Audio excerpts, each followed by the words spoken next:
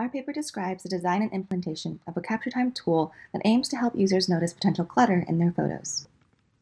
Our eyes are drawn to regions of high contrast, so light on dark and dark on light. Decluttering an image means drawing the eyes directly to the subject, meaning we want contrast near the subject to clarify it. This is called subject-background separation. And we want minimal contrast elsewhere, especially around the image border.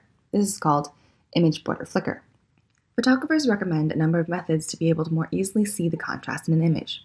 For example, they recommend squinting at the image to see a blurred and higher contrast version of the image, or looking at the image in grayscale to focus on contrast without aspects of color.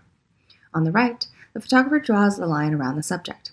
Areas where contrast is maybe too low between the subject and background are shown as gaps. We create this outlining as an overlay directly on the camera, also extending it to contrast along the image borders. Here is the resulting tool in action. By default, the app shows the edges around just the subject and image borders with a black background. The user can adjust the slider at the top to bring in more or less of the image color.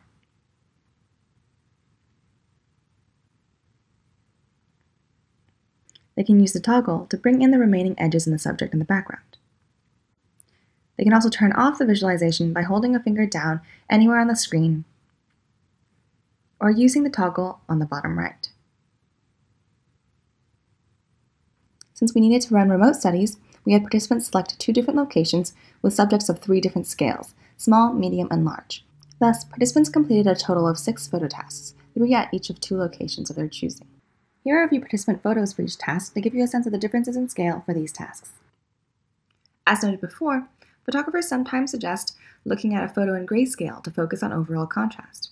In fact, many mentioned that they currently use grayscale in their camera even for taking color photos. Therefore, we compare our tool against this method that photographers currently employ as our baseline.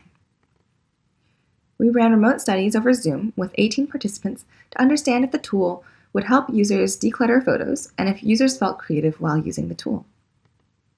Users experienced 2 different conditions of the tool, one with a grayscale overlay, and a second highlighting edges along the subject and image borders.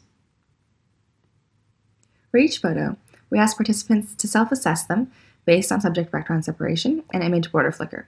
We actually did not see a significant improvement in overall quality in terms of these principles. However, participants did believe that the tool was helpful for the task of capturing clear and decluttered images. It also made them more confident in their ability to address the decluttering principles of subject background separation and image border flicker. Participants described feeling like they could take fewer photos because they could be more confident in each photo that they took. Here, you can see this participant refines the camera angle until the edges in the overlay looks as she wants.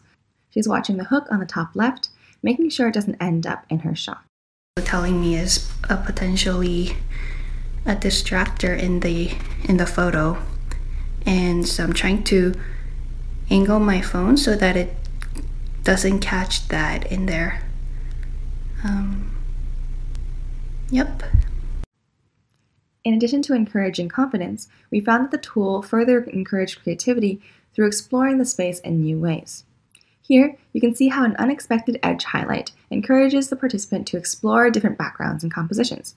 This participant notices an unwanted edge at the bottom of the plant from the stovetop. So she tries out different camera angles to remove the stove, but notices the dark panel in the background, which she doesn't want. She turns the camera back towards the white wall, but notices the high contrast object at the top left entering her shot. An interaction that we didn't expect that emerged from the studies was that participants used the tool's ability to identify subjects to assess how someone might view their photos. This participant observes that the tool jumps back and forth in its highlighting of a subject. She interprets this to mean that there's no clear subject in her photo and confirms that this is consistent with her own perception. Therefore, she tries to find a different way to capture this room with a more clear subject. This participant, on the other hand, had a slightly different interpretation of the lack of a consistent subject, or in this case, no identified subject. He decided that since the large-scale task shouldn't have a single focal subject, the lack of yellow aligned with his goals. Participants were able to interpret our overlays freely to help guide their exploration of the space to create decluttered photos.